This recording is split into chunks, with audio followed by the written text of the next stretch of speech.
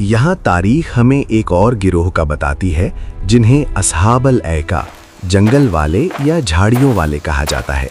ये लोग भी हज़रत शुएब अलैहिस्सलाम की दावत के मुखातिब थे। इनका गुनाह भी वही था, नाप तोल में कमी और रास्ता रोककर लोगों को लूटना।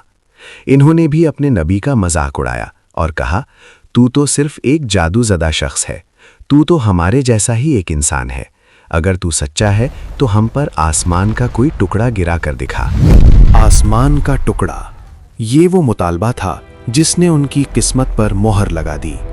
जब इंसान अपनी हिदायत के लिए मोजिज़ात मांगने के बजाय अजाब की तमन्ना करने लगे तो समझ लीजिए कि तौबा के दरवाजे बंद होने वाले हैं। शुएब ने अपने सर को आसमान की तरफ उठाया और वो दुआ की जो अर्श को हिला देने वाली थी। ऐ हमारे रब, हमारे और हमारी कौम के दरमियान हक के साथ फैसला कर दे, और तू ही बेहतरीन फैसला करने वाला है।